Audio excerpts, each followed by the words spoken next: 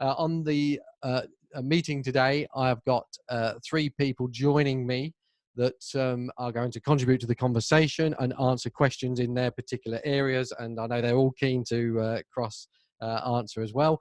You'll also see that there's a chap called Mark Swindell on the video. Mark is helping me with the Q&As. So at the bottom of your screen in the webinar, you'll see a Q&A button. So if you've got any questions that you would like to ask as we go along, then just go into the Q&A section and ask them. And Mark will sort them out into an order, so I don't have to spend the time doing that. And then I can ask those questions of Sanjay, James, and Nikolai, who I will introduce in a minute. Today's webinar or conference or conversation, for me, the questions that have been submitted fall into sort of 3 categories: short-term, medium-term, and long-term. And my focus today is to focus on the short term, the immediate things that we can do in order to help our customers and ultimately help our practice. And so when I'm talking about short term, I'm talking sort of today, once the conversation's finished, tomorrow, end of the week, the next sort of 7 days. And then once we've got those things out of the way and we're starting to make some progress and starting to get things sorted, then we can worry about medium term and long term. As with all of these things, it's about what you do with the information that gets shared. And somebody shared with me a story about playing golf this morning, and I quite like the analogy. So Adam said that when you play golf, you stand on the tee, you pick a tee, wooden or plastic, and you put the ball on the tee, and then you look down the hole, you find out where the flag is, you work out whether it's a dogleg left or dogleg right, how long it is. You have a look to see if there's any water, how wet it is. You think about wind direction, whether there's grass, whether there's rough. And then once you've got all of those things taken into account, you then go to your golf bag and select the club that you're going to hit that ball with. But ultimately, having sat and analyzed all of that information, nothing actually happens until you hit the ball. You need to do something. You need to hit the ball. And today's conversation is to inspire, challenge, and support you to hit that ball and make some progress. So it's very easy when there's lots of fear around for people to freeze and not do anything. And very often not doing anything is not the right thing to do. So as we go through, think about the golf story and feel free to ask questions. And if you want to raise your hand, so you've got and want to talk, then please do that as well as we go through. So quick introductions. If we can say hello to Nikolai, Sanjay, and James. If you just want to turn your videos on, we'll just say hello. Just while you do that, if I can remind you, if you're just joining us, can you go to kahoot.it and enter the pin that you should be able to see on your screen, which is 7379513. Thanks, /GP. And then we'll ask some questions after Sanjay, Nikolai, and James have introduced themselves. So Nikolai, you're top of the list on my, or top of the video things on my screen. So if I go in order, that'll be really easy. So Nikolai, just briefly, who are you and what's your contribution, for want of a better phrase, to this conversation? Well, I'm Nikolai Naylor. I have Naylor Accountancy practice, which I've had for quite a few years now. And I've also got Intelligent Outsourcing, which is offshore into the Philippines for accountants. And why I'm here is because we have to train all the Naylor Accountancy team. We've got 5 out there. We've only got 2 of us here in the UK in the office. And we have to train them all via video, basically, all the time.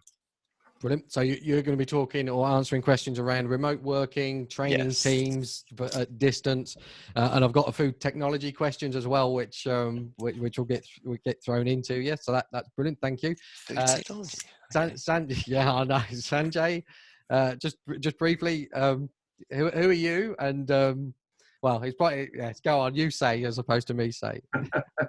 Hi everyone. My name is Sanjay Shah. I'm known as an emotional intelligence coach, and emotional intelligence is a term that many people have heard about. They think they know what it means, but very few people actually know what it means. So I work with professionals, people like Simon and other accountants, and also other professionals, to help them gain emotional intelligence very quickly, but to apply practically to make a difference to their businesses. And the motto that I have is be more, do less, and achieve more. And that's what I teach, coach, train people to do. Brilliant, thank you. No understatement when I say I first met Sanjay back in, I think it was 2008, and Sanjay changed my life in the room, funnily enough, next door to where I'm sat now. So had a profound impact on me emotionally. So I can't wait to hear what Sanjay's got to contribute to the conversation. And then last but no least, Mr. Ashford, James Ashford, would you just like to introduce yourself, James? Hey, Simon, I'm the founder of Go Proposal. I'm the director of an accountancy firm in Manchester called MAP. I'm also the client of accountancy services as well, and investing a lot of heavily into our own accounting function in our own business. Historically, years ago, I had a business that failed. So I've been through this journey for different reasons, hitting challenges and not making it through. So I fully understand the pain that clients are in, and kind of able to see things from multiple angles, because whatever the challenge is that we're looking at, that we're trying to solve, it might be nothing to do with this. It might be something over here or something over here that actually fixes that. And so I think what I want to kind of facilitate the conversation around today is getting people to stop viewing the obstacle, the challenge in their way, and to start seeing the choices they've got, because people have actually got a lot more choices than they think they have right now. Brilliant. Excellent. Thank you, James. So just lastly, I've got 52 people on Kahoot. So if you just joined us, I'm about to start that. And once it's started, you can't join. But if you go to kahoot.it and enter that PIN, then you'll be able to answer the questions as I go through. And the questions basically fall into a number of sections. So what I'm planning to do is look at what I'll call the group mind. So ask you questions about how you think you might be able to help each other and the way that you're currently working. We're then going to have a look at a conversation, or have a question with James around how to deal with customers and money back problems and people suspending direct debits and quotes and repricing and things like that. As I said when I introduced Nikolai, we're going to have a look at how to do remote working. And then James and Sanjay, or Sanjay will look at mindset. And whilst all of that's going on, we've got the questions coming in. I'll throw in stuff that I'm doing at Greenstones and ways that people might work and not work. So in order to get a bit of a feel for where you are at the moment, we're going to go through the questions that I've got set up on Kahoot. So what will happen is when I start this, on your screen, wherever you are, whether you've logged on the computer or on your phone, you'll get 4 buttons. The question will appear on the screen, and it's just a question of ticking, a bit like fastest finger first, although you don't have to be fast. Just tick the blue or the red or the yellow or the green, whichever one applies to, and then the results turn up on the screen in front of you. So I'll read the question and read the answers, and then you just select the answer. So the first question I would like to ask is around, are your team already working from home? So have you started working from home already? So if 100% of your team is working from home, then tick the red button. If it's 50% or over 50%, then it's the blue button. Below 50% is the yellow button. And if you've got no team members working at home, you're still in the office, then tick the none button.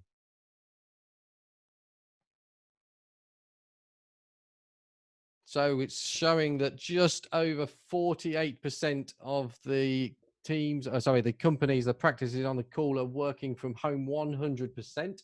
It'd be interesting to know whether they are the smaller practices or not. 17%, nearly 20%, 1 in 5 practices have made no effort at all to not work to work at home. And then the split between over and 50% is at 22 and 13%. So about half of the practices that are on the call are already working from home. Next question is around, would it be worth setting up a group to share resources? So would you be interested in setting up a group to share ideas and resources, things that you can send out to your customers?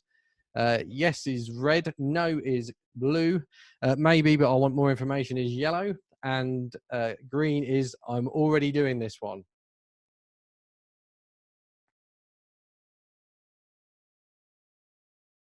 Wow, so 76% of the people, of the 54 people on the answered, 76% think it's a good idea to set up a group to share resources.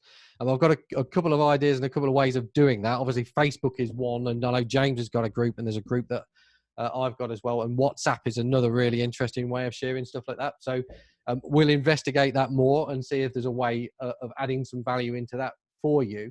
Now, if it's worth setting up a group, is it for you? Would you contribute to that?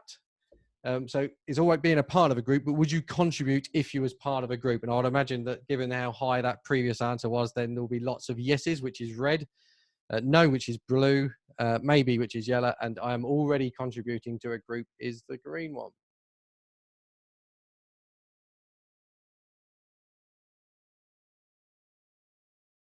Yeah, so a massive 81% of the people in the room, and 7% already doing it. So nearly 9 out of 10 would want to contribute to a group like that, and nobody is choosing not to contribute. So that's a really, again, for me, it's a really positive sign and demonstrates how well, in my opinion, the accountancy community are collaborating together even before this situation arose. So brilliant. So some room for thought there.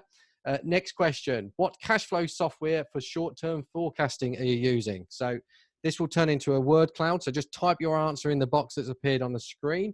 And if everybody types fluidly or futilely, then those words will appear higher and bigger. So this was a question from, well, 2 or 3 people within the group. So what cash flow software are you using? In particular, looking at short-term forecasting.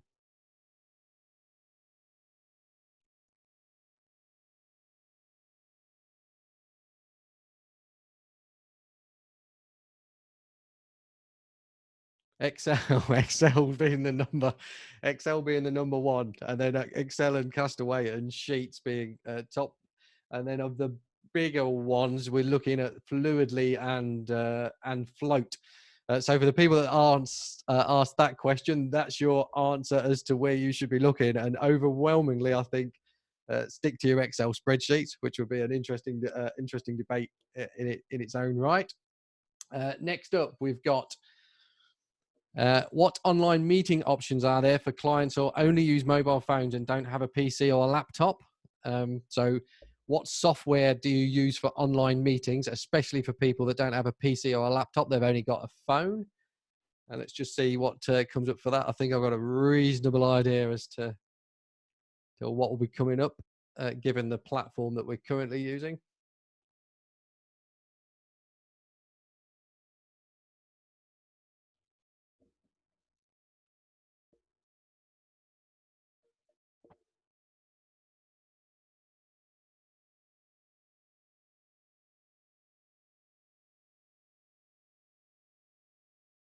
And the magic is Zoom, which is what I thought it would do. So Zoom can be used on a mobile telephone just the same as it can be on a PC or an iPad and all the rest of it. So predominantly the people on the group are using Zoom, and then there's a bit of Skype, a piece of string to CA. I don't know what I don't know what that is. WhatsApp and Hangouts. Oh, and Microsoft Teams, which I think will come up when Nikolai starts talking a bit later. So next question for you. What are others doing to help their client base right now? So is there something in less than 20 characters that you're currently doing that's helping your client base right now? You may have increased communication, for example. You might be talking to lots of people more times. Whatever it is that you're currently doing, just to give people a bit of a feel for what they might choose to do, what golf ball they might choose to do as a result of being on the conversation today.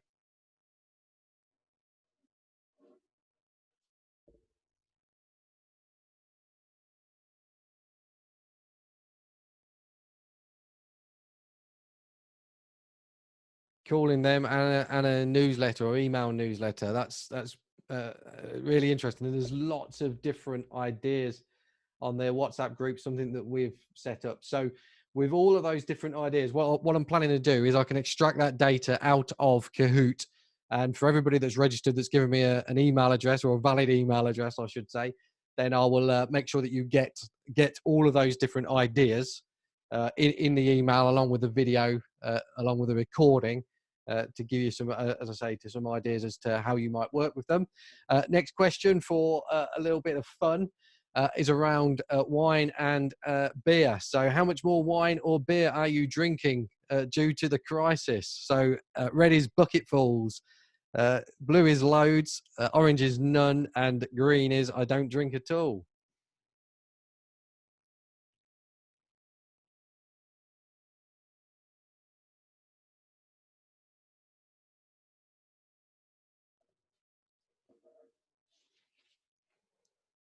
Also 20% 20% don't drink at all, so 1 in 5.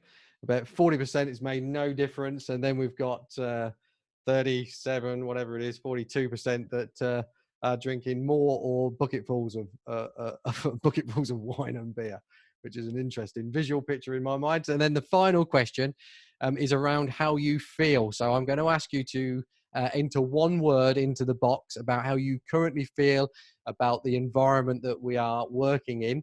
And the idea is that it gets some different words for obviously Sanjay and everybody else on the panel to work with as we're talking. So what's the one thing, what's the one word, how you would describe the situation that you find yourself in at the moment?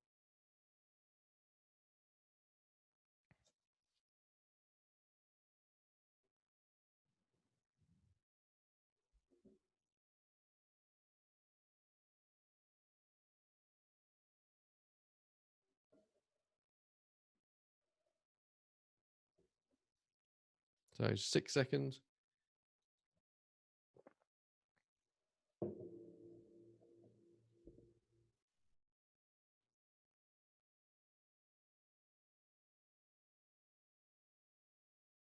Yeah, so the number one is uncertain, obviously concerned, worried, overwhelmed is one that I'm hearing a lot at the moment, and anxious or fearful. So they're fundamentally the emotions that we're experiencing around the situation that we find ourselves in, which is food for thought for you, Sanjay, when we get to you at the end. So as I said, thank you very much for playing along with that. I will share those answers, or the team will share those answers along with the video after we've finished today.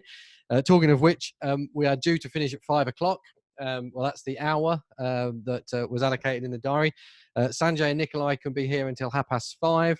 And me and James can be here. I think I'm not quite sure what we said, but we will continue. The object of this day, or this session for me, is to answer as many questions as possible and to help people feel reassured and as though they're kicking that golf ball or hitting that golf ball down the fairway. So I will stay for as long as I can. So firstly, if we can go to James and have a conversation about how to deal with customers. It's a conversation that's coming up a lot for me in the Facebook group. We've got customers ringing up saying, I've got no money, or I've potentially got no money.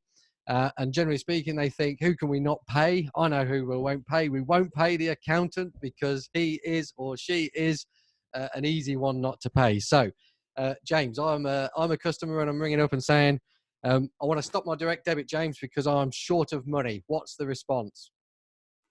Some of them just stop it though, don't they? They don't even bother ringing up. That's right.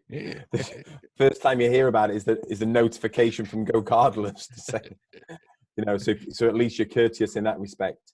I guess there's so much to unpick here, and I don't kind of want to stand on Sanjay's toes with this, but nothing's ever as black and white as that. One of the things I've been really trying to help people with is to cut through all of the noise that's out there at the moment, because I just wrote some words down there: uncertainty and overwhelm. And it's no wonder that we get overwhelmed, because my wife, she wakes up in the morning. I saw the other day, this morning, the first thing she would do was pick up her phone and tell me how many people had died from the coronavirus, right? It's completely consuming her, as it is with everybody, because they subscribe to all the media and the people they talk to. It's just a constant conversation. And if that's all you focus on, the problem actually becomes so overwhelming in people's minds. And yesterday and this morning, I've donated my time to small businesses who local businesses, bigger businesses who I know are really struggling, just to help them to think through this. And every single one, I've got them thinking differently. And that's the starting point. So I'm not avoiding the question of fees, but the first thing we've got to do is get people off the problem that they've made in their mind. Because the lady I spoke to this morning, I said, you're not just trying to deal with the problem you're facing now. You're thinking of every possible problem forevermore. I said, that's why you're overwhelmed. There's no way we can actually deal with all that. Let's scale it back and let's actually look at what is the actual issue now that we're trying to solve.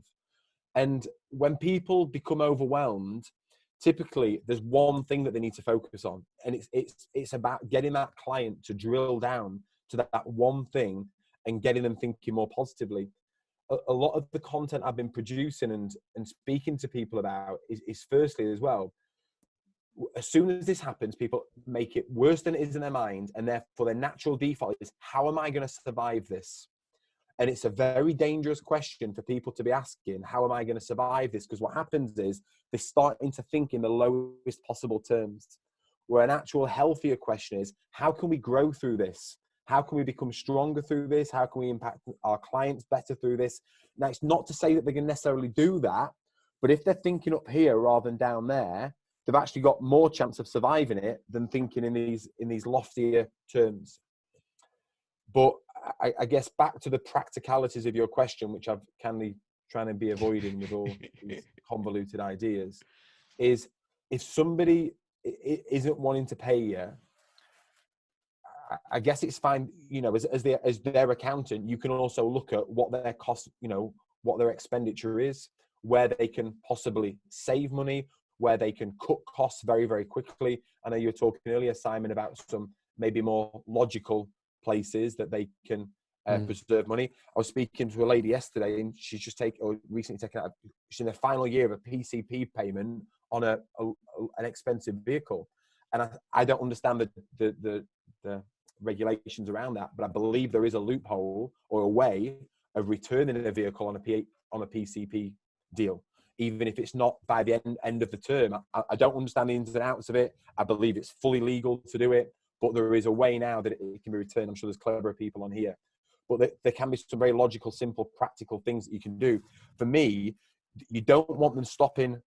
What you don't want them to do is to cut the ties with you and not pay you, because they need to be thinking about their finances right now. So for me, what I'd be doing is going back to that client and say, well, look, before you stop your fees, let's have a look what you're currently investing in.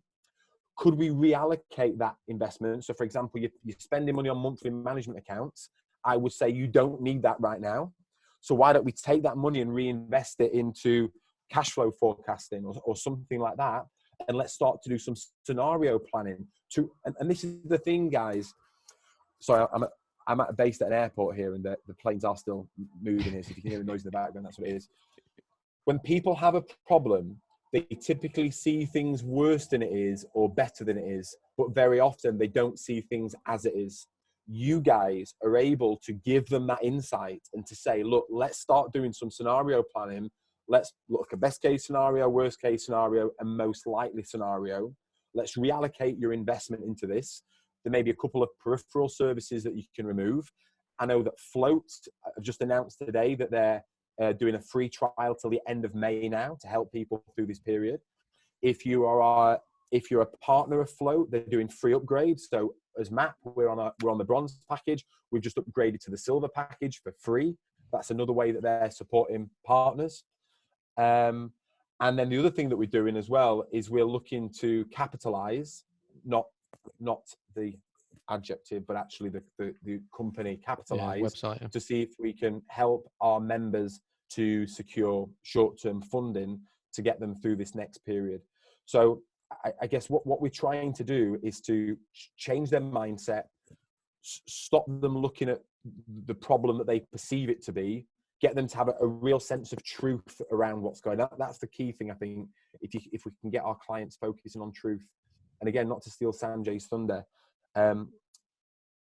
this is not an issue of the coronavirus. This is an issue of obstacles in general. And as entrepreneurs, we deal with obstacles. And whenever things happen to us that are outside of our control, we always have three choices. Three choices always remain with us. And the first one is, what am I going to focus on? The next one is, what does it mean? And the third one is, what am I going to do about it? And most people are focusing on the problem. What does it mean? Our business is going to end. What am I going to do about it? I'm not going to pay your fees. The first thing we've got to do is switch our client's mindset and say, guys, you're focusing on the wrong thing. Let's get you focusing on the right thing, because then we might be able to do something about it. Brilliant. Excellent. Do you want to talk into that, Sanjay, from an emotional point of view rather than a mental point of view? Yes, very much so. I was kind of making notes of what James was saying, because I actually agree with pretty much everything he said. Just to add to that, as Simon already knows, I worked with a lot of very successful accountants, and I haven't taught them any strategy. They already have their coaches about strategy. What I've taught them to do is how to use what's between their better, but to do that using their emotions, because the two are very different intelligence systems. The mind intelligence and the emotional intelligence are different, and combining them, these accountants started to do more of what they were doing in a better way, so that effectively their results came to them quicker. So the very first thing, and I think that the thing that I really latched onto what James was saying, this is not about coronavirus. Coronavirus is a virus that exists at the moment. Yes, it's doing what it's doing. But what's happening to you right now in this moment has got nothing to do with coronavirus. What coronavirus has done is started a chain reaction. It's like a set of dominoes which are lined up. And the first one gets knocked over, and there's a chain reaction which takes place. And by the end of the chain reaction, all the dominoes have fallen over. And coronavirus is the very first domino. And if you don't stop those dominoes, that's where you'll be completely out of control. You'll be overwhelmed. You'll have all those feelings that you shared, which are disempowering you, because there are certain feelings that empower you, that make you better at making decisions. And emotional intelligence is purely about decisions, good decisions versus bad decisions.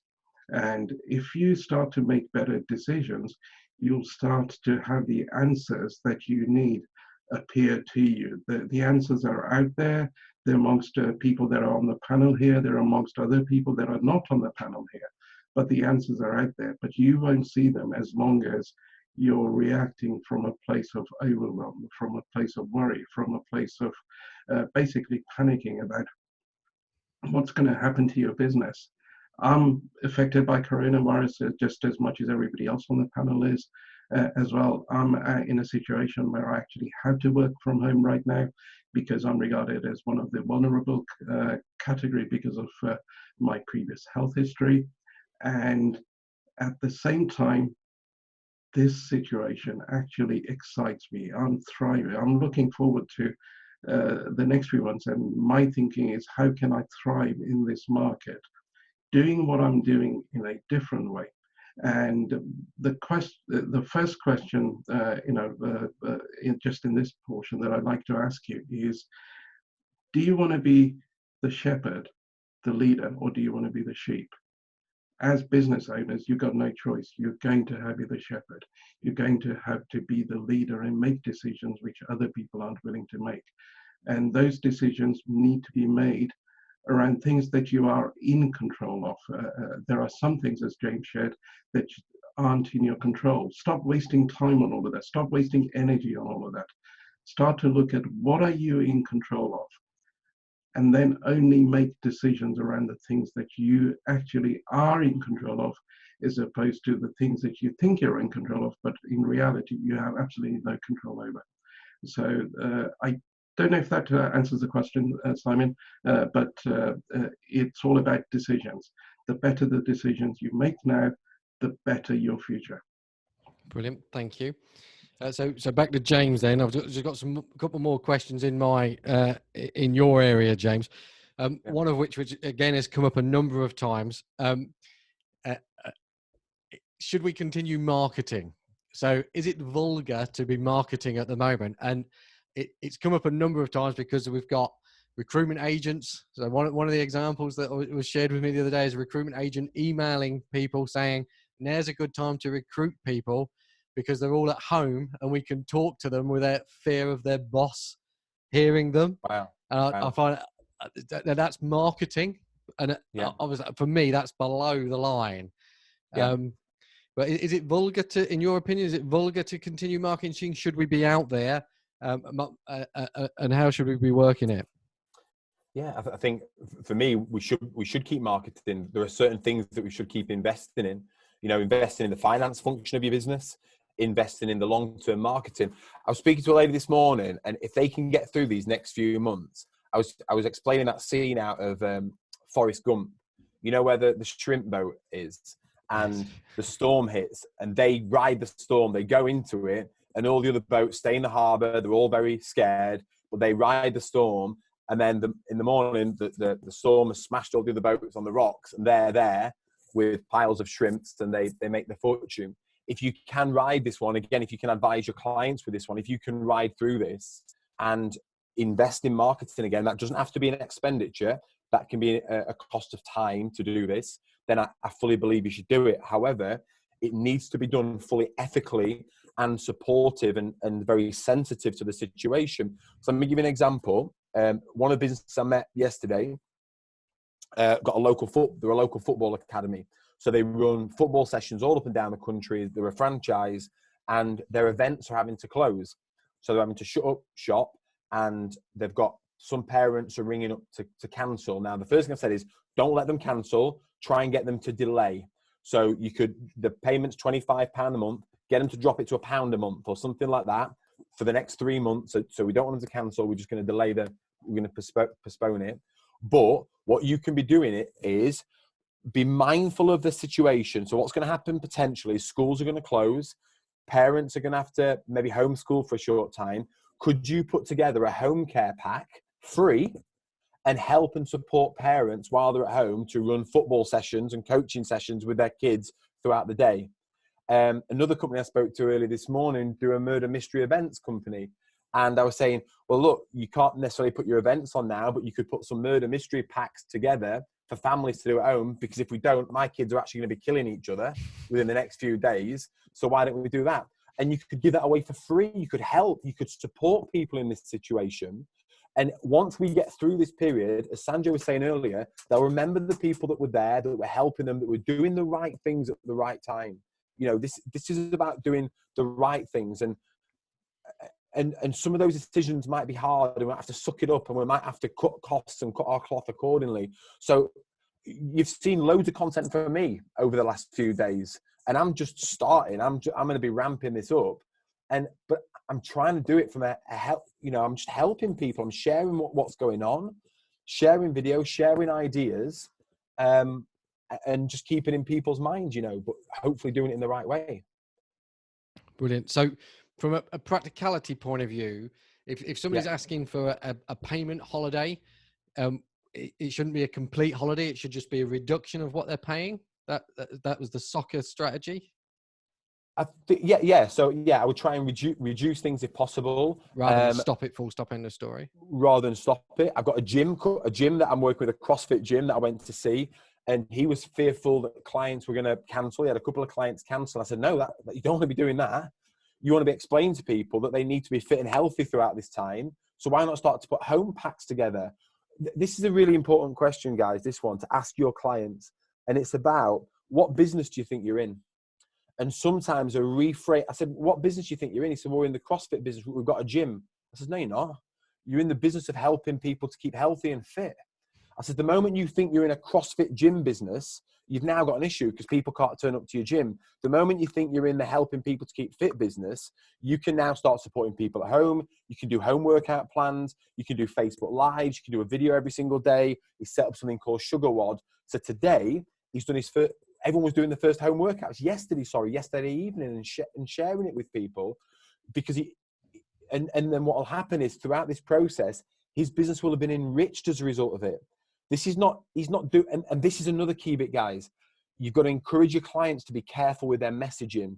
So his messaging he was about to go out to the world with was, guys, I know things are really bad at the moment, so we're putting this on as a bit of a stopgap to help you guys at home. Stop that message. The message is, hey guys, we recognize that fitness is more important than ever. So we're enhancing our offering. We're enhancing our service. If you still want to come to the gym, we're still doing that. We're going to minimize class sizes to class sizes of 5. This is what we're doing from a safety point of view. And if you want to work at home, we've got these wonderful training programs we're developing as well. So payment pauses is something to put in. If somebody's, I work with a carpet cleaner today. So if somebody's ringing them up saying we want to cancel the carpet clean this week, no, don't cancel. We'll delay it. We'll move it back 3 months. And when we do it, not only are we going to come and do the carpet, we've got an antibacterial service we're going to throw in extra as a gift for free, and we're going to clean all your door handles or whatever, right? Yeah. So it's about getting our clients to think in a very different way. Brilliant. I love the antibacterial bonus for the coronavirus when we come back. So just from I'll share with you briefly what we're doing from a Greenstones perspective, and this is not nailed down as yet, but obviously we're getting asked, and it's very difficult on occasion for, especially for customers that have been with us for a long time, to not support them. However, it's really easy to support lots of different people and have no cap on it. So what we've done is we've gone through and worked out some stuff that we're saving by not traveling backwards and forwards to work. So we're saving some time. We're not going to events. We're not going networking. We're not going to accounts. We're not going out pubs and buying lunches for bank managers and things like that. So all of that money we've basically put into a budget. And we're then using that budget as a fighting fund, or whatever. We're not quite sure what we're going to call it, not yet, but a fighting fund, in order to allocate that as grants or loans to people that need it. So instead of us reducing their fee or giving their fee away, we're going to give them some of their fighting fund in order for them to continue paying us. And it'll be interesting. I've never done it before. I've never heard of anybody else doing it. It'll be interesting to see how that's received from a customer perspective over the next 2 or 3 weeks. I love that, Simon. I just want to applaud you for doing that. I've told a few people about it, what you're doing. I've just done a video headers about to post it on LinkedIn, and I can actually factor that as a line item in Go Proposals. So if you're doing their fee review, do a fee review with them. And I called it a crisis fund, which is negative. Your term fighting fund is far more positive, but actually actively have it in there. And if you're doing that for a client, redo their fee review, show them what it's going to come out at, and then get acknowledged for that additional, support that you're providing your clients with in there as well. It's really important. That's amazing. Well done, Sam. Yeah. So obviously we're still playing with the language. Fighting, it still has a kind of a negative aspect to me. It feels like you're struggling. Supporting, fighting works because it's an F and an F. But supporting, so I want to be inspiring or something around the values. But we will see. That's as I say, it's a work in progress. Just before I move on to Nikolai, somebody's shared. Jeff has shared that you need to be careful with that PCP suggestion because you can't return unless you've paid at least 50% of the value of the deal. And what that definition is, I don't know. Oh, and that includes the final balloon payment. So you can do that subject to meeting those 2 conditions. Well, I'm just going to chat. I love Jeff to bits, and I have just reached out to someone who works as a senior person in a car garage because I think there's another way. There's something else. It's frowned upon, but it's acceptable. So I've just messaged them, and I'm waiting for that to come back. So up until that point, we will accept Jeff as the truth, and I'll bow down to him unless I can get more truth. So when the video gets shared, I'll put I don't know whether I'll be able to find the definitive answer, but I'll put the definitive answer underneath in the comments. Yeah.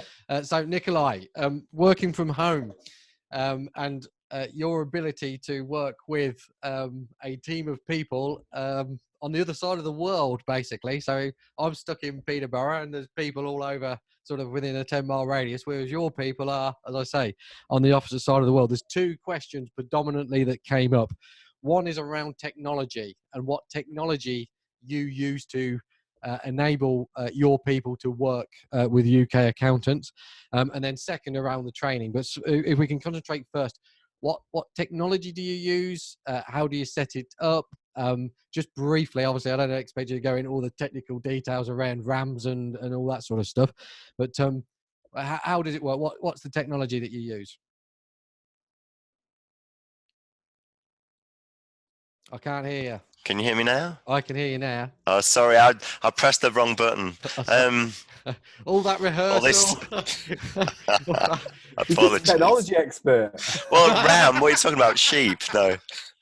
I'm not a technology expert. I never professed to be. Well, what we use, and we have Office 365. This is the Naylor Accountancy, and just for IO. So we use Teams mainly. So Teams is like Slack, but it's free with Office 365. So we use that all the time. We also, other people use Zoom that are with us. James's map company they I believe use that. The idea there is that we do daily huddles with our guys, so we want them to be part of the team. So with everybody now being spread out all over, it's important that you all keep in touch with your team on a regular basis. I like daily huddles. I've got one. Steve is now working from home. That is normally in this office where I am now. So I am going to do a huddle with him. He normally does the huddle with the team out in the Philippines for Naylor, which is five team members there. But I'll be doing one with him just so I know what he's focusing on. Also, we just know what each other's doing. Other things that people use is suite process to have your procedures and stuff in, just so that if you are, training somebody, there's also there's other ones as well, because that's actually just gone up in price quite heftily. I can't remember the other one. Street process, I think it's street process. That's cheap and pretty similar. We've got guys using that as well. So what it is make sure you've got a process written up. If you've got guys working from home, it's worth, if they're not written up already, get them to write them up. So even if it's in Word, so at least you've got it Word, and then share the file with everyone so that everyone knows what's going on, so that you can, if anything happens to that person, because they may be ill, they may get C19, so they'll be out of action for a couple of weeks at least, or longer. So you'll need to know what they're doing if you've not got that already. So just let me, if I interrupt you, Nicola, I've got a question come through. So if anybody's got any questions, then feel free to post them in the Q&A box at the bottom. What do you, in the daily huddle, what do you do? Do you just meet, or do you have a chat? What's the purpose? Is there an agenda? How does that work? We talk about what was on TV last night. No, I'm joking. Well, nobody knows that anymore. It's all Netflix. But what we do is we have 1 minute each. It can be a little bit longer. What you're doing today. So what you're looking at, what your focus is, what you need to get out. If you need help from anybody in the team, potentially what you did the day before. So it's literally just a heads up with everybody. And then we have core values. So twice a week, we also have the guys talking about one of our core values and what it means to them, and sort of a description of it. So we keep our core values live within our team. But the main thing is just to have that contact, make everybody feel part of a team. And now if everyone's, not working from home, you need people to feel part of a team. When we do a lot of contact with the guys in the Philippines, we just Zoom, we Teams them, we video conference them rather than just chat. We do chat as well, because then you're there with them straight away. It's just building a rapport, because it is face to face. Excellent. And what about training? How do you do the training? Because obviously you can't. Well, I say you can't physically be sat next to them, but how does that work? I know that's because there's a number of people on the call that have people that they're apprentices. What's the best way of making that work, Nikolai? Well, the best way is doing a video conference. You can do it Teams, you can do it Zoom. If you do Teams, you have to have 3 people in there, which is a drawback before you can actually record. So what we do is get somebody else in and then just tell them to leave the meeting. But if you've got Zoom, you can record it straight away. So record whatever you're training, share your screen. So you share the screen with them. So if you're on Xero, QuickBooks, whatever, spreadsheets, you're sharing everything. So for my team, just recently, I've got them to do all my management reporting using Futurely, sort of probably about 6 months ago. So I did a lot of training with them. I got them to record it because I didn't want to be talking to them again about the same thing. So that then I said, look, if you've got any queries, just watch it all again. Then if you've still got a query, come to me, because I don't really want them asking me something I've already covered. So that's the way of using recording, and also have them write up the processes. If the processes aren't already there, get them to write it up. With Suite Process, you can actually put videos in, attach them, and links, and a Street Process is the same. So you can put all that in, and it just does the list of how it moves going down. So you've got all the links, do links to HMRC, everything. So you can get them to do it if you haven't written up yourself first, especially if they're apprentices, and then you can check on what they've actually written up to make sure it's okay. Brilliant. So from a training perspective, lots of Zoom, lots of recording of those processes. Brilliant. Thank you. And put those recordings in Zoom, in Zoom, in Suite Process or Street Process. Brilliant.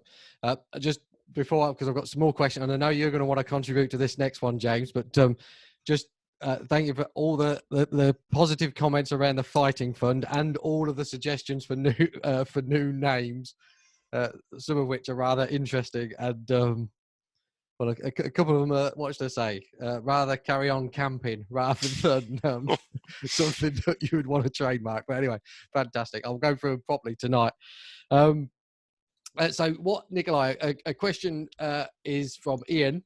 What are your core values within Naylor or within IO? Well, the first one's help each other grow. So that means a bit like, the training, making sure everyone knows what they're doing, and we don't mind helping anybody. And then the next one is honesty and straightforwardness. So you make sure you're honest and straightforward with everybody, ourselves and the clients. And these are the same for intelligent outsourcing, the offshoring business. Be accountable for your conduct and decisions. And that's a big one, because a lot of people, I don't know if anyone uses Orbid, which I love, and Sam's introduced me to another one as well. But you can talk about being above and below the line, and being above the line is being accountable and responsible and owning things. And it's a bit like what Sanjay and James are saying: take focus and take ownership of the situation, and then move forward. I love what they both said. Embrace change and diversity, because everything's changing. I mean, embrace change in this environment is key, because this is game changing for everybody in the world, not just here in the UK. And we've actually in the Philippines, we've had, I mean, it's been a nightmare this week, because they basically gave us 3 hours to Duterte, which is the president saying that, you have to get home in 3 hours because we're going to have military curfew, and you're not allowed back to work. So suddenly we had to go from knowing what we're doing to having to work out a plan going forward, which we've got. And thank goodness we've got a good team behind us, and we've managed to do it all. But they have guard points and everything. I pray that we don't go down that route here, but it's very different. But obviously in France they're doing it. So embrace change and diversity. So we'll make sure, everybody in your team needs to be embracing that. Apply the highest standard of excellence to client service, and ensure great work environment for everyone. So we try and make it fun. So just have fun. But what we do is we use those core values. If somebody's not living them, we will pull them up, and they can pull me up as well. I don't mind, because it goes both ways. Well, all ways. Brilliant. So they're the core values, Nikolai. Sorry, yes. That's all right. And then the question I thought that James might want to jump in on, and potentially Sanjay, and I won't share the person's name just in case they don't want me to, but if you've not previously brought core values into your team meetings, how do you do it without seeming cheesy? So I suppose there might be some sort of reassurance that's needed. Okay, why are we doing it now? Does it feel uncomfortable? What's the process? How would you do it? Excuse me. Yeah, or Sanjay, or whoever feels as though they want to contribute. Far away, James. There's a really good book called Delivering Happiness by Tony Shea, who's the founder of Zappos. He gives a really good account of how to do it and why to do it, I think. And I think that's always the key thing with anything. Whenever you're bringing anything in, it's always what, I know we start with why, but why are we doing this, and how is this going to benefit them, really? We implemented it long ago, and I've actually done it in lots of businesses, implemented core values up to 1,000 members of staff in one business. It took us over a year to implement them and really embed them. But you've got to get people behind them and to understand how it actually benefits them, because if you're not in control of your core values, someone else is in that business, and it's about making sure that we're adopting the right values moving forward. Brilliant. And the cheesiness aspect of it, Sanjay, do you want to talk into courage? And Nikolai touched briefly on orbit. Or was it called orbit? Orbed. I'll I've got a beautiful picture I can share, but I don't know if anyone wants it. I use the same analogy, Nikolai, of orbed and above and below the line, but in the context of emotional intelligence. So above the line, people make courageous decisions. In the presence of courage, fear cannot exist. So you have to decide, do you want to live in fear, which is where most people are nowadays, and especially at this moment in time in the history of the world. There is a lot of people in fear. Or you can choose to live in courage. And sometimes it takes courage to make this decision. So talking about core values may seem cheesy, but all you've really got to explain to them is when their core values are met, they'll be at their happiest. Do they want to work in a company where they're happy and their core values are being met? Or do they want to work somewhere where their core values aren't being met, they're not talked about, in deep down they're just going to be unhappy and dissatisfied and eventually leave. So I don't think there's any shame in discussing core values. I work with a lot of accountants who have their core values actually now written up on the walls, printed on the walls for their customers to see and discuss. And I discuss them frequently with the consultants that work with me, and it is very important to know the core values. So if it feels cheesy, it's because you're not comfortable with core values. So let me just say that again. If it feels cheesy, it's because you're not comfortable with core values. And if you're not comfortable with core values, then where is your business going to go? Is your business there to fulfill your core values, or is it there just to make money? And it's never about money. You set up the business to become a certain type of person as well as make money. And be comfortable with core values, be courageous, and start to talk to your people about it, because it is important. And if you don't talk about it, they're not going to talk about it. So again, this is about, are you going to be the leader or the follower? Brilliant, excellent, thank you. And Can I just interject? There's a really good book called Traction, which I'm listening to about the 5th, 6th time. And that's got a whole list of stuff on core values on there. It's got a load more. But it is and just what Sanjay and James have said about the core values and how to do it, it is just something you need to do. Brilliant, thank you. I'm conscious that we allocated an hour for the call. I did say at the beginning that we'll carry on until all the questions have been answered, but I need to give or ask Sanjay to share in. I've got 2 questions, one from Edmund and one from Karen, both of which I will make sure are answered before we leave today, Edmund and Karen. And I'll share what we're doing at Greenstones and some other stuff that we're doing at Greenstones as well from a practicality point of view. But what I'll say is I don't know whether I'm right is the simple answer. I'm just doing the best that I can do given the cards that I've been played. So Sanjay, from that aspect, one of the questions was around how can accountants demonstrate resilience to our clients at this difficult time? And I know from speaking to people, they feel a sense, from an accountant's point of view, they feel a sense of responsibility to look after their customers, and that's burdening. And if we go back to those words that people was using earlier, overwhelming and concerning. So what's the one piece of advice that you can give people in order to help with those emotions?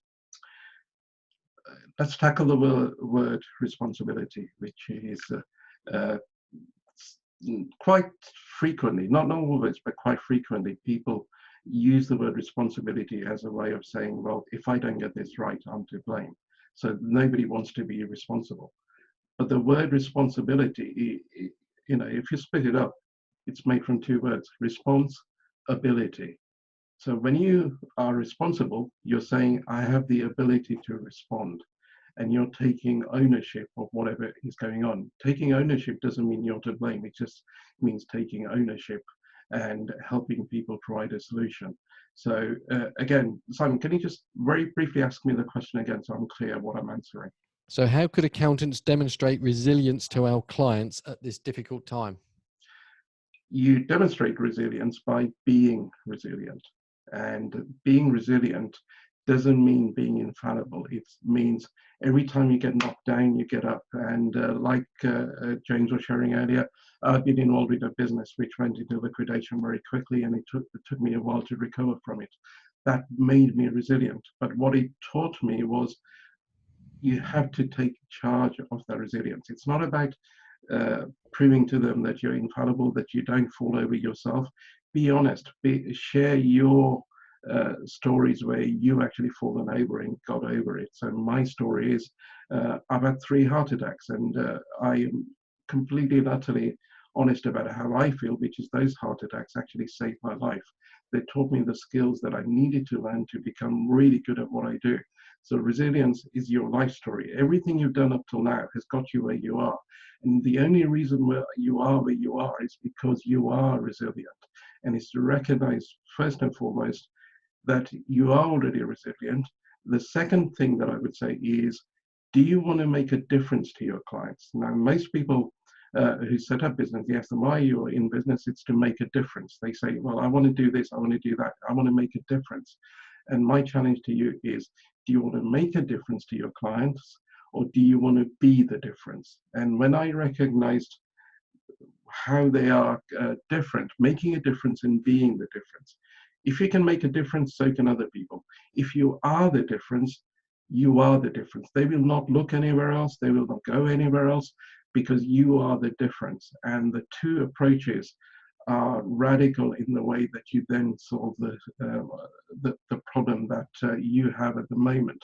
So first, I would say, decide that you want to be the difference. And if you want to be the difference, you will act in a way in which every time you fall over, you will get up. And it's not about how many times you fall over, it's how many times you get up after you've fallen over. And offering your clients things that make a difference right now is fine. But it's really all about how you turn up. Are you going to turn up in a fearful state, or are you going to turn up in a courageous state? And humans are like animals. Dogs know when we are afraid, and they'll attack when we're afraid. Humans are similar. If you turn up afraid, they will turn on you. If you turn up as courageous, they will fight for you. They will be with you. So the true leaders are leaders that are revered. The false leaders are leaders that are reviled. And if the leaders are reviled, when the shit hits the fan, sorry about the language, but when the shit hits the fan, they will desert you. If they revere you, they will say, how can I help? And right now, you need to say to your clients, how can I help? That doesn't mean that you're going to be able to do everything that they want you to do in order to help them. But ask the question, how can I help? Then go back to, what am I in control of? And from that place, help them. And that's how you will show resilience, because you will be offering practical things that you are in control of. You'll teach them the things that they are in control of. And so by being resilient, you're showing them how to be resilient themselves. You will get through this, they will get through this, and they will stick by you because you were the difference. Brilliant. Excellent. Thank you. You got anything you wanted to add on to that, James? I've got some questions to come to, and I want to see us share some stuff that we've done, some practical stuff that we've done at Greenstones. Do you want to add into that, James? Or you? No, that's cool. Get on to the questions, Brilliant. Simon. So, yeah. just to give them, just to finish off at 5 o'clock, I just want to share some practical stuff that we've done, as well as the Fighting Fund, or whatever it ends up being called. We've got a Facebook group that we've created called the Peterborough Business Community. So we've got lots of people that have joined that. It's been going there for 18 months. And we've got numbers of people joining that. And we're obviously sharing information on a regular basis. So we're doing a daily update into that group. We're also finding that we're asking or answering the same questions over and over and over again. So where do I get the rates grant from, for example? How do I apply for the rates grant? Does it apply to me? And because we're answering the same question, we're trying to leverage our time. So we've created a WhatsApp group. So there's a Greenstones Coronavirus WhatsApp group. And we've asked customers, if they choose to, because obviously they're exposing their telephone number, but if they choose to, they're joining that group. And then we're answering questions in that group hopefully so they then don't need to ring as well. What we've agreed, or what we're doing, is because the situation's changing. I believe Boris is standing up again now and will be saying something that will affect business owners. We're adding stuff into that WhatsApp group, so they're getting the information instantly, our opinion on it, rather than having to wait tomorrow morning, and then you get questions, and it turns into a bit of a community. But there's stuff that's happening instantly. This is something that Mark's initiated this morning. The press are crying out for accountants to have conversations on the radio and on the TV and in the newspapers around what is happening in the business community. So if you want to do some marketing and get yourself out there, for us, certainly there doesn't feel as though there's been an easier time, a better time to be held out as the expert. There's a question, I think it's Alan's asked the question around time to pay all taxes. And I probably shouldn't say this out but anyway, there we go. So the easiest way at the moment, in my opinion, from the stories that I'm hearing, to finance a business is to not pay the tax.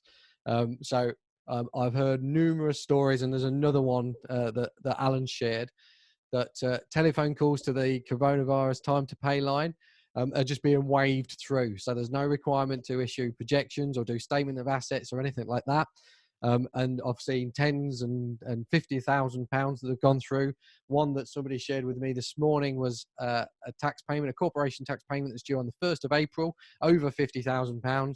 And the revenue have given them 12 months to pay interest and penalty free, which I find I've never known them to defer it and not charge the interest. So if you've got any customers that are being challenged around their finances and they've got a PAYE payment due next week, or a VAT payment due on the 7th of April, or a corporation tax, then my sort of suggestion is to look at that first, and then think about the grants and all the rest of it that are currently being given out slowly second. But again, I had a conversation off the record with a local bank manager last night, and he has been quietly impressed with the speed of response that both the government and the bank, so processes that normally take weeks to implement, are happening within days, and they're not, according to him, they're not far off being able to issue those grants and government-backed loans early next week. But depending on who's watching, then the first port of call is the tax man for me.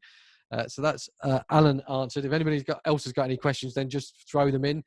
James, and so are the grants coming from the banks? So just to answer that question, Steph, my understanding is there's a rates grant that's going to come from the local council. Nikolai, you might have an input on this, but it's the local council that are funding the grant, the rates grant of that.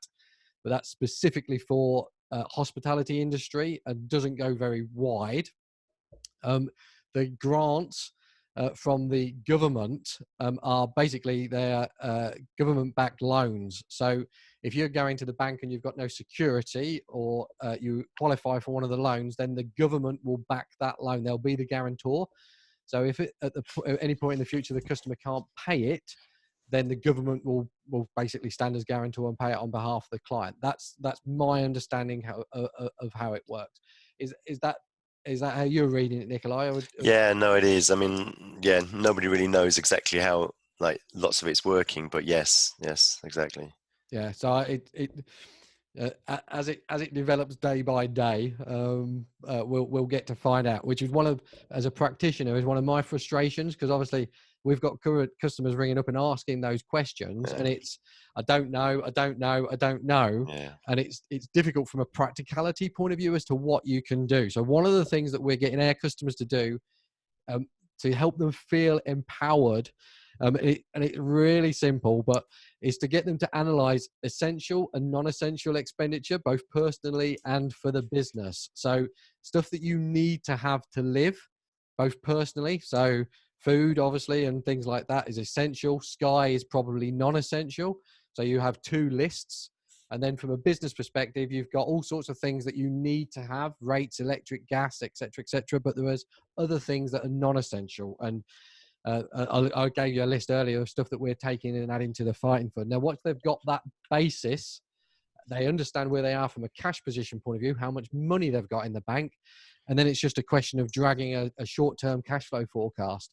And the other thing that, and I'm getting onto a bit of a rant now, but another thing that when you're talking to people, they're talking about it from a point of view that it's never going to change. But what you've got to remember, what I'm remembering, is it's a dip. So this is going to change in a period of time, 12 to 20 weeks they keep talking about. But at a point, then it's going to change. So you've only got to get over the dip. It's not going to be like this forever. So as long as you can survive the next 12 to 20 weeks or whatever it ends up being, that's the goal, not this forever and a day. So once you've had that conversation, or once we've had that conversation, set out where they are, what's essential and non-essential expenditure, and what the forecast looks like, it's amazing how reassured those customers become, because they realize the problem's not as big as what they thought it was. It's not an immediate problem. It might be a problem at the end of April when the VAT for that quarter comes due, or whatever it is. But it's just a question of helping them and supporting them to get them to understand their current position. So they're practical things that we're doing. There's a question around from Karen and Nikolai. You might like to contribute into this. How do we ensure that client data is kept safe when the team are working from home to ensure confidentiality? We've got online processes, but are nervous about the confidentiality aspects. That for us, all of the team have got confidentiality agreements, obviously fit and proper agreements, and all the rest of it signed with us. If anybody wants a confidentiality agreement, then email me and I'll gladly share our version of it. And when they take the records home, they're being taken home in a box. And the second thing that we did, and again, this has been done a long time ago, and again, I'm more than happy to share this with you, is when they go through the working from home, because the team work from home technically incidentally, they have a checklist of things that they have to tick to say that they've got a chair that's suitable, a screen that's suitable, the lights are suitable, and one of those things is if they've got a safe environment to store customer records, so a cupboard with a lock on, basically, so it's out of the way of kids and all that sort of stuff. And if anybody, as I say, if anybody wants that checklist in order to make sure that they can give it to their team in order to feel more comfortable around that, then gladly do. I know out in the Philippines, Nikolai, you've got all sorts of security fingerprints and all sorts of different things. Is there anything that you would like to add into that?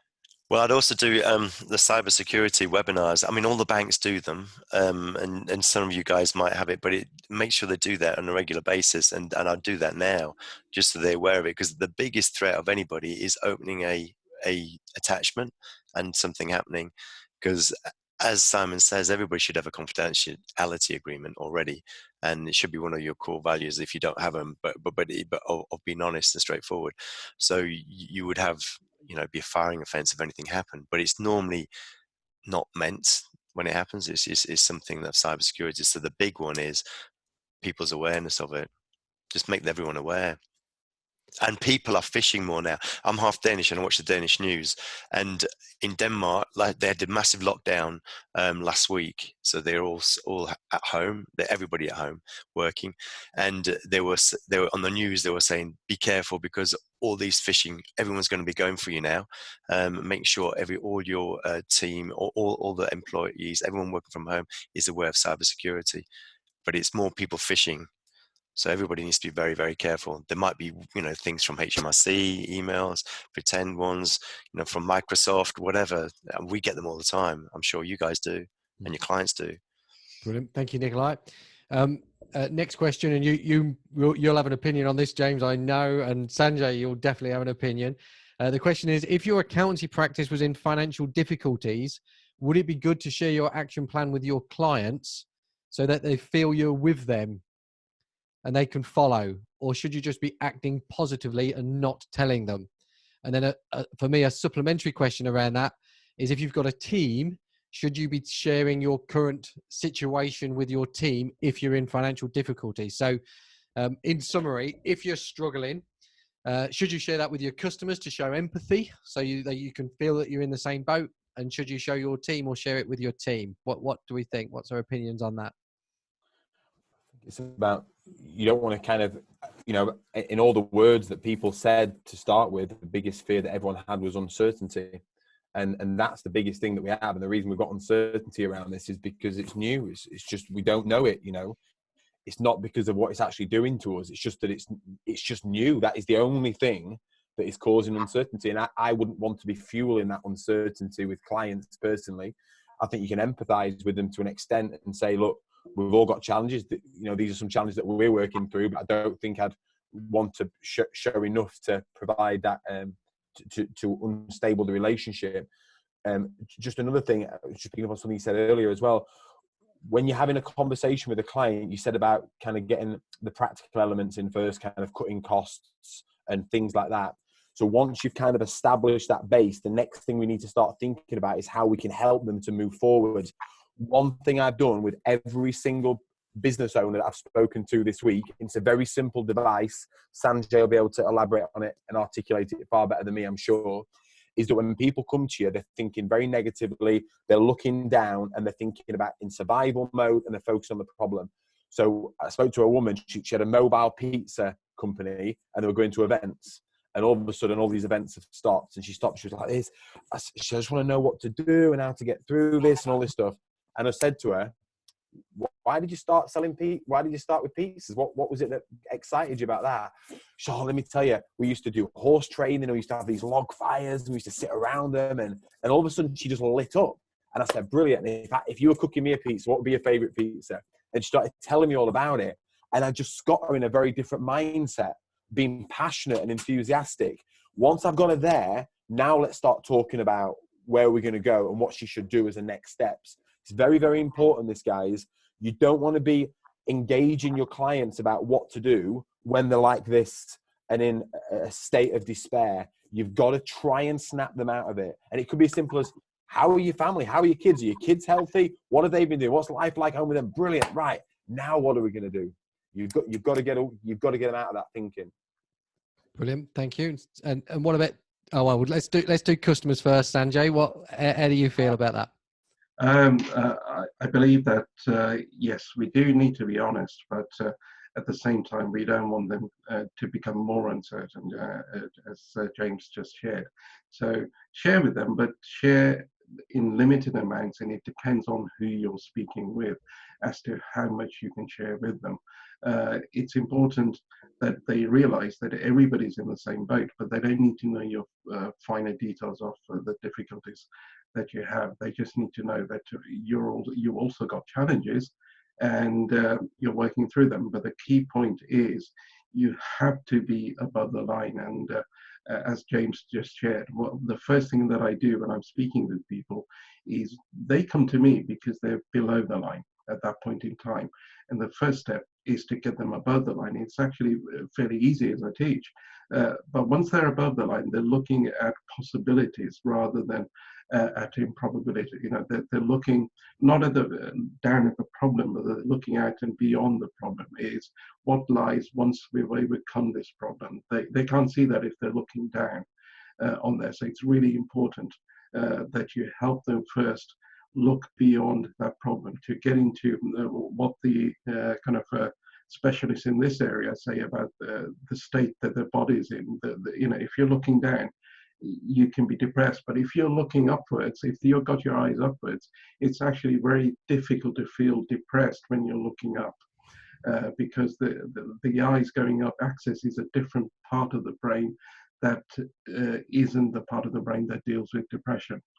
On there, just simple things like that, and then be honest, but also, you know, share with them from a place of honesty that yes, there is uncertainty now, but I'm challenging all of you. Is there a time when you're 100% certain? Because I've looked into myself, and I've looked and asked a lot of people this. Name me a time when you're 100% certain, and nobody can do that, because at the end of the day, the mind is where fear and doubt exist. As long as you're going to think, there will be fear and doubt. So there is no such thing as 100% certainty. And we're kind of happy with that situation on a day-to-day basis. But right now, with the media basically pumping us full of the virus, because the virus isn't the actual physical virus. The virus is the virus in our head right now, which is creating all this uncertainty and panic. And we are hoping to make great decisions and work with our customers and be the difference from that place. No, you've got to eliminate that virus that's in there first. And that's about making decisions and share, but I'll reiterate, share what you share with a particular customer. You just need to be a bit careful of. I'm not saying lie to them. I'm not saying hide anything from them, but be careful that you're not adding to the uncertainty, that you're helping them become a little bit more certain. They'll never be 100% certain, but you're by you being resilient, they'll feed off that. Excellent. And from a team perspective, what yesterday when we came into the office and well, we didn't come in, is the long and the short of it, because everybody started working from home, and we had a Zoom call for Greenstones at 10 o'clock, and the community spirit, the camaraderie, it was a bit like an online snow day, for want of a better phrase. It brought a bit of a tear to my eye. But how far do you go? Is that different for the team? How far do you go? Do you think you share everything, your current situation with the team, or do you protect them? I have a core number of people that are the immediate team, and I will be honest with them, because they have a right to know that. And what we find is we're already gathering not just once, but 2, 3, 4 times a day, literally for a few minutes. We get together on Zoom, and it energizes all of us to go and do a better job with what we're doing.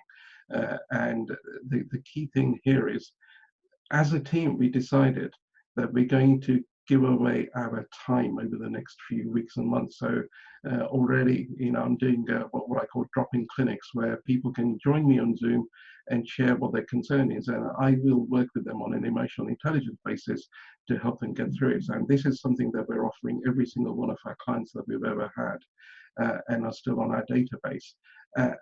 And the point of doing that is, if we help them now and we offer something that they can't get elsewhere, this is what will keep us at the forefront of their mind as they go through this. And anybody else, as we all come out of this period of uncertainty and recession, or whatever you want to call it, who are they going to think of? They're going to think of the people that were there. They were the difference, rather than making a difference on there. So I think it's really important to share with the team, because you sharing with the team and being honest about that will help them. But again, it just depends. When you talk about the team, either the core team, the ones that are closest to you, or the wider team. And I wouldn't share stuff with the wider team that I would share with the people that are core to me, because being honest with them, and also the way it is in my business, they are also the people that support me when I'm having a down day. So if they're going to support me, they need to know the facts. Brilliant. Excellent. Jay, do you second that, James, or do you want to chip into that? I've just seen such camaraderie with our team, I guess partly because we've got such strong values. So we've got a team that live above the line and are value orientated. They're working very closely together, but they're also kind of extending that. I guess I'm the leader. It comes down to you as the leader. Now is your time to step up. They will look to you for cues. The first thing I did was I steadied the ship with Go Proposal and made sure everyone was happy there. Started to then help my community online and share with the Go Proposal community. The next thing my team told me to do was, this week, guys, on Tuesday, I'm out for the day because I'm off to help 3 local businesses to get through this next period of time. And that's what so you man the ship, I'm helping these people out, and I'm going to share my learnings from that as well. So they see you as the leader, being generous and helping your local community. Heather, who sat here, was saying about with a friend that they've got involved in their local actual community in their village to kind of do deliveries to kind of the elderly and to help do things like that. I was just asking there if Adrian's on this call, which he's not.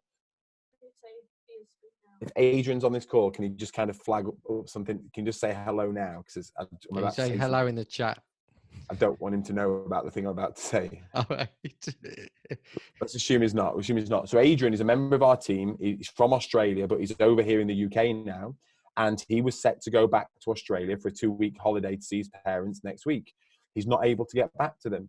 So I found his mum on Facebook, messaged her and said, right, I'm really sorry that Adrian can't get back to you. So can you tell me what meal you would be cooking for him when you get back? So we're going to cook it for him here, and we're going to do a Skype link up, and we're going to have a team get together here. We're going to cook the meal. You're going to cook it there.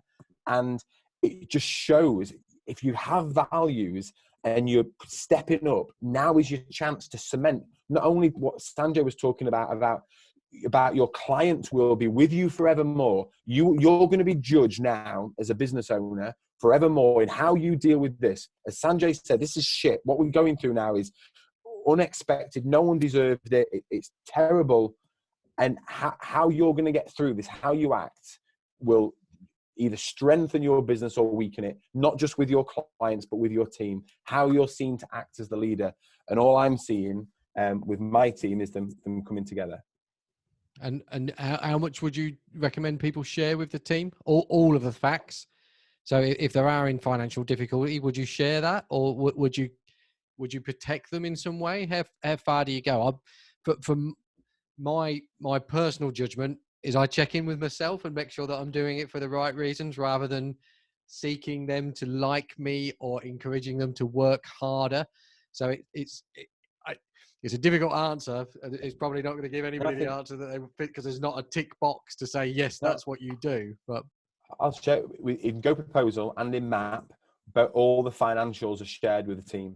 And one of the reasons that we do this is that we want our team, let's say you take the accounting business, MAP, we want our team to have greater commercial awareness.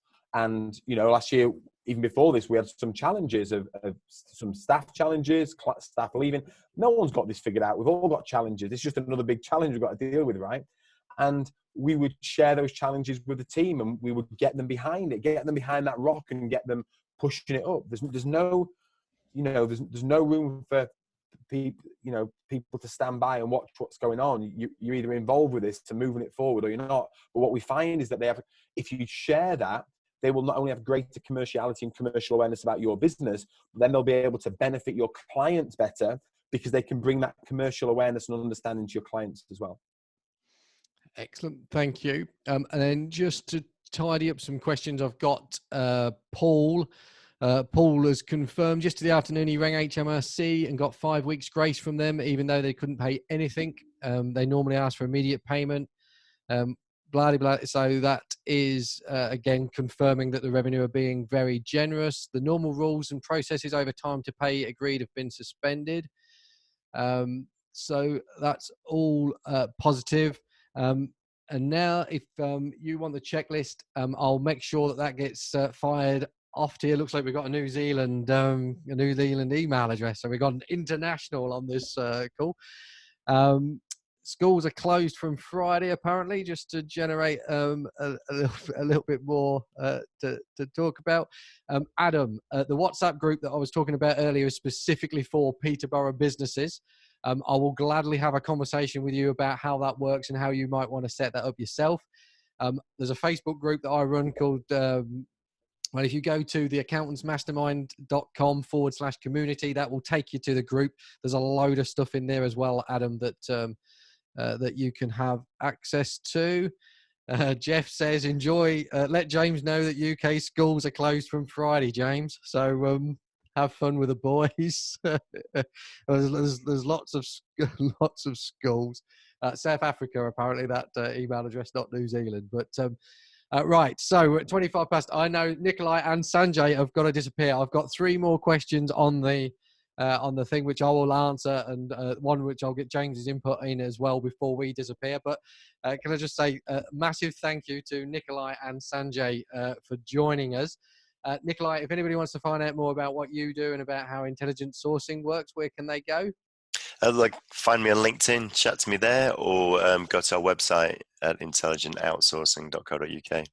Brilliant, excellent. Thank you very much for joining us. It's been an absolute pleasure to have you on, Nikolai. And then Sanjay, if anybody wants to find out more about the work that you do, where can they go and find that? 2 methods. Connect with me on LinkedIn or on Facebook, or go to my website and request a chat with me. That's sanjayshah.tv. And I'm quite happy to have a personal chat with you. So just request that. Excellent. So if anybody wants to explore any of the concepts that you've shared further, if they just drop you a line and just say, hello, can I have 10 minutes or 5 minutes or whatever, Yeah. then you can play with them like you've played with me over the years. And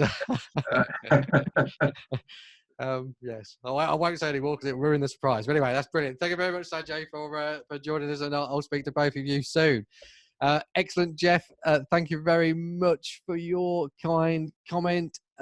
Lena, I will make sure you get the checklist, and Mark, if you can just make a note of that, that would be great. You're very welcome, Chris, on the collaboration, which without going all evangelical about it, and I know James is a firm believer of, well, I find it remarkable the amount of sharing and collaboration that's going on within the community before this, but it's just gone up a massive level.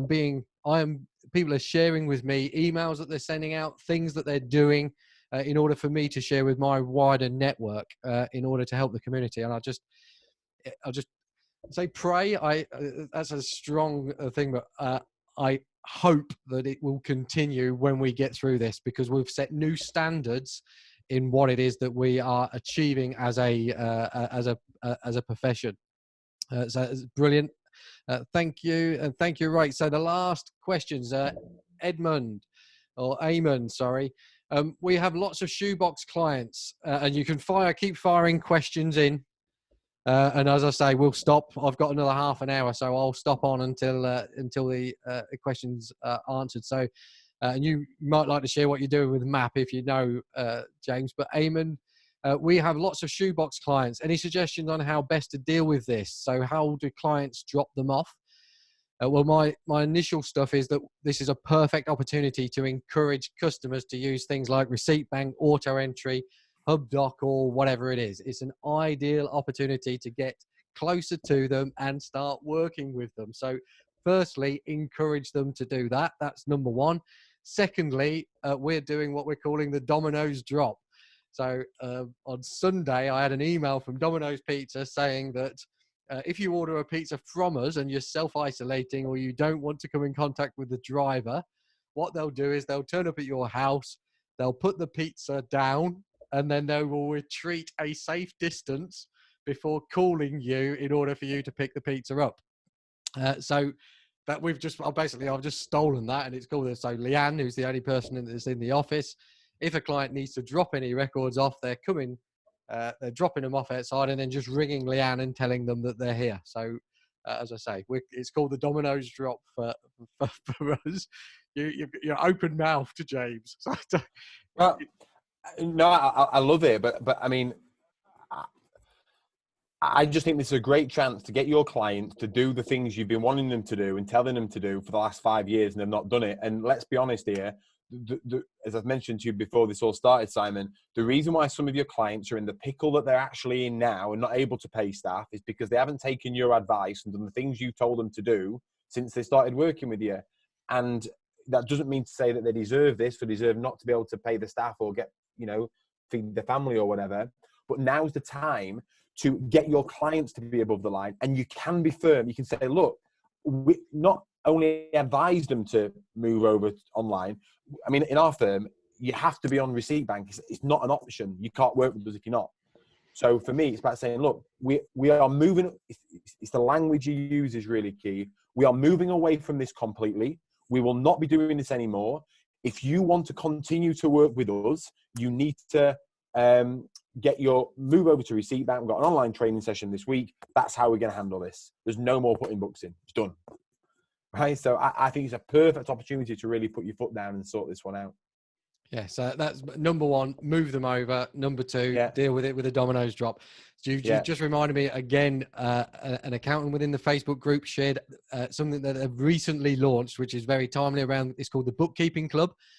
So on a monthly basis, they're holding a webinar to enable their team to do bookkeeping training, leverage the bookkeeping training instead of answering the same questions over and over again, which I thought that was a really ingenious thing. And again, in the spirit of sharing, he shared all of his slides and how he's promoting it and how he's using it without any kickback, in fact, without any encouragement. He's just done it off his own back. So again, if anybody wants that, then you can get it. Sam, just so I'll read. I didn't understand the first question, Sam, so I'll just answer that one and get rid of it. Lindsay says, just a thought that you need to consider is that not everybody's home insurance covers them from working from home. So you might want to make sure, or talk to your team and make sure that they have got the insurance cover in place. Again, I probably shouldn't say this on a recorded session, but I'm hearing lots of stories where, what should I say, the rules are being relaxed in order to enable people to make progress through this situation. So one example, locally, a restaurant, they were declined to do takeaway 6 months ago. The council said that they couldn't do it. And they've since gone back since this situation's arose, and basically the council have said, not quite like this, but it's difficult for us to police it. So you might want to do it and then apply for the permission once we get a little bit more settled down. And it's a bit like the time to pay stuff at the revenue. I don't think there's any official guidance out there on how that's supposed to be working at the moment, but it appears to be very relaxed. So that's that one. It may be due to sectors in which our clients operate, but we haven't had a great deal of response to our communications or inquiries from clients at this stage. Should we be actively following up? This is a great question for you, James. Should we be actively following up that communication, or simply letting the clients come and speak to us? How do you feel? I think I know what you're going to say, but how do you feel about that, James? I don't know how you know what I'm going to say, because I don't know what I'm going to say yet, Simon. So it'd be good for you to just elaborate on this one a little bit, Darren. But for me, I'd be checking what your communication is to them in the first place. You know, how are you communicating with them? What are you sending out? Is it via video? Is it via email? Is it via text? How positive is it? How is it inviting? Is it? It's also, you've said it may be due to your sectors that you're in there. It'd be interesting to know what sectors they actually are, Darren, if you just wanted to elaborate on that. Should we actually be following up, or simply letting the clients? For me, I would keep following up with people. I always say keep following up, and it's about following up in the right way. It's not about pestering people. Keep helping them, keep supporting them, keep sharing ideas with them. And then just a PS. Hey guys, if you want to give us a bell, if you want to kind of follow this through, here you go. So just keep sharing ideas, stories, document what's happening, keep being supportive, and just keep gradually encouraging people to open that dialogue with you. Yeah, and I that's what I expected you to say, James. So two things for me. One is, could the communication be improved in some way? And then secondly, yes to following up, even if it's just nothing more than a quick text message at 5:30 when you knock off, or 9:30 or whatever it is, saying, hello, how are you? Or hello, I'm thinking of you. Or if you need a quick chat, a moan, a shoulder to cry on, or whatever it is, then I'm here. And somebody said to me many, many moons ago, most people don't need your help. They just need a good listening to. And I'm finding that more and more. So there's lots of, I don't know. We've not been told, we can't help. But if you just listen to the customer and let them unburden, as you know, the very few running a business, running a practice, it's unique in that there's not, so you can't go home and talk to your loved ones because they've never done it. They don't really understand. Your friends probably don't really understand. Your team don't really understand. And your customers understand, but you can't really share that vulnerability with them. Whereas within this scenario, you can. So yes, get out there and help support them and give them a good listening to. Be on their side. So I hope that answers that question, Darren. Sam, I don't quite. I know you've posted two or three questions, and I don't quite understand the context of the question. I think it's around somebody that's in your building, and because the building's potentially at risk, whether you would support them in order for you to stay in that building. But if you want to expand on that before we finish, please do. If not, then I think you've got my email address or WhatsApp address. I think we've had a conversation previously. Feel free to email me or WhatsApp me or whatever, and I'll gladly set up a call no doubt James. I think Sam's part of the Go Proposal community as well. But anyway, I'm sure he will if you've not got that to a point where I can understand it before we finish. So sorry on that one, Sam. Carolyn, what would you think about giving Shoebox clients all the software free for a year? We are repricing to start charging them. So I know certain HubDoc obviously from March, but would you give it away, James? Would you give that away for a year in order to encourage them to use it, or is it something that you think you should be charging for from the start?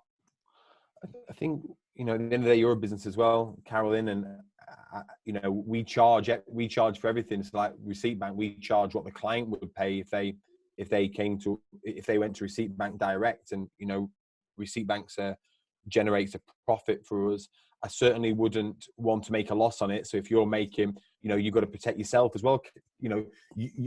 You've got to what Sanjay was saying earlier, you've got to demonstrate resilience. Well, you're not being very resilient if you start to give things away, because then it starts to have a real knock-on effect. So you've got to ensure resilience for yourself.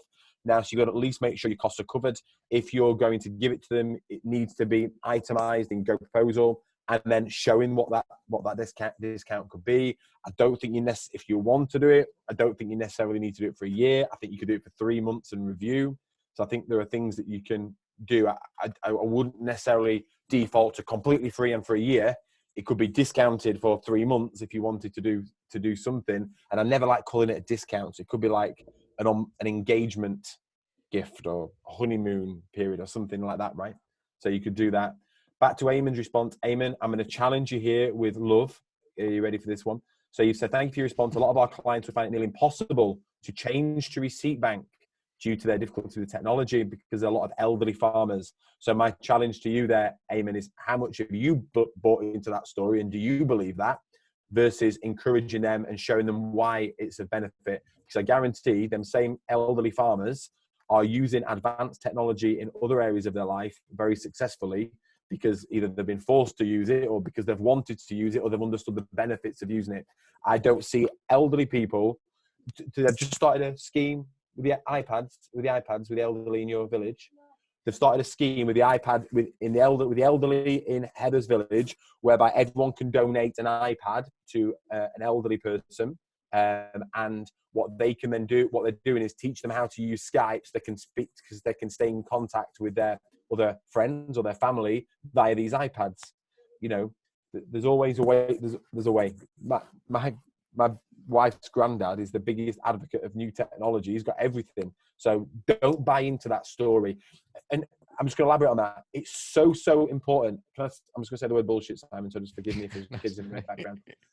Jordan Belfort says, the only thing standing between you and your goal is the bullshit story you keep telling yourself as to why you can't get there. And we buy into these stories. You believe that. Your clients believe that the coronavirus is going to take them out. We believe that we don't have control. And it's that belief that's actually holding us back that we need to challenge. So what you're talking about there, Eamon, is the same mindset and belief system that's actually causing a lot of other challenges in other areas as well. So it's really important to challenge it. It's a really, really interesting point. When we first introduced auto entry, I was told that there was a particular client that wouldn't do it. And I said, Mick, we'll call him. He can take a photograph. He don't use his phone. So next time he came in the office, I just happened to be here. And I walked in and said, Mick, can you take a photograph? Yes. What about this? And he thought it was fantastic that he hadn't got to keep coming into the office. He could just take a photograph and then chuck it away. But that was a mindset issue, obviously, from a team perspective. And there's all sorts of stuff going on in the back there. But I'll second James's comment on that. So Edmund, we've gone. Apparently, Alan has just shared that Towergate have offered one of his clients a coronavirus cover for loss of profits yesterday. So when we finish this call, we're all going to ring up Towergate and see if we can get cover for coronavirus. Thank you for sharing that, Alan. Karen has shared that planning permissions are being relaxed now for hot takeaway. You just need to notify the local authority that you're going to do it. So that's even further on than what I was told yesterday by my customer. Caroline was talking about the Shoebox clients again, and part payment of goodwill. So we have gone through the questions and we're way over time, but I feel as though we've helped everybody. Just making sure there's none over there. James, so this is last chance. If anybody's got any questions that you want to fire in the Q&A, then please do. But just to finish off, you're welcome, Caroline. Just to finish off, James, just share Go Proposal, and I feel as though I've got you there, sort of 40 minutes over the end of the class session, and I know this is not what you've why you've contributed, but been slightly shortchanged from the point of view of sharing how people can get in touch with you. So what I'll do is when I share the video, obviously I'll make sure your contact details are in. Mate, honestly, I am genuinely not bothered. That's not why I'm here. That's yeah, not, I know that, James. I finally just posted there, by the way. I just had the answer back for the PCP termination. I think Jeff was nearly right, but it's called a voluntary termination. Once you've paid half the total amount payable, include any financial payments, you can hand the car back with nothing further to pay. So it's called a voluntary termination. So just to be mindful of that. So yeah, if people want to find out more, go and check me out on LinkedIn. Just search for James Ashford. And just because I'm sharing a lot of content at the moment, I'm just documenting what's happening, trying to keep everyone as positive as possible. Anything that I'm doing with businesses, sharing that as useful tools for you. We're about to launch the Go Proposal Academy soon. We've been spending a lot of time working on it. And one of the first courses is called the Growth Mindset course. And I've just been chatting to Heather. She's smiling, yes, looking to see if we can just give that away to anyone that wants it. So accountants and their clients as well. And there's nothing to sell off the back of it. It's just, look, here's 10 lessons in growth mindset that could perhaps be really valuable right now. So just trying to help. If you're interested in Go Proposal, you can go and find that out for yourself. You know what all that stuff is. But I just thank you, Simon, for putting this on. I have lots of conversations with you, and I know what generosity, where you come from with all this stuff, what a deeply generous person you are, both in your firm and how you want to support your clients and how you want to support the community as well. So just really thank you for inviting me on this, Simon, and for everything that you're doing for the accounting industry as well. Brilliant. Yeah, thank you. And thank you for everybody that's doing the thank yous on the chat. I've got a bit of a plan in the offering, which you've not heard about, not yet, but I've got a bit of a plan in the offering in order to make these more regular, probably weekly. And as I said at the beginning of the conversation about short-term, medium-term and long-term, there's all sorts of things around health and safety, working at home, HR policies and whatnot, that once we get sorted out, we need to be, to do the job properly, we need to be looking at. So I shall be aggravating you again, James, in order to share your wisdom. So thank you very much.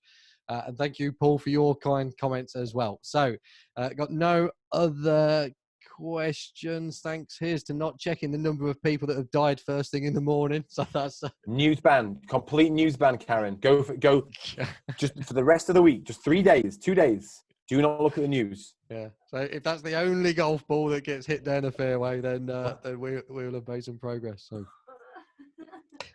well, Heather's saying I need to look at the news now. I don't know what's happened. So all right. Close all the schools today. Yeah, okay. Jeff said. So anyway, brilliant. Right, the video will come out. So everybody that's watched it, the video was recorded, hopefully, and it will be uploaded, and it will come out along with the things and all the rest of it, contact details. So as always with this, if anybody's got anything that needs supporting with, I'm on LinkedIn, obviously, WhatsApp, Facebook Messenger, and all those sort of channels. So just get in touch. Thank you again, James, for coming along and enjoying the ride. And we will see where this journey takes you. Thank you, and bye-bye for now. Thanks, Simon. Cheers, James. Bye-bye, mate.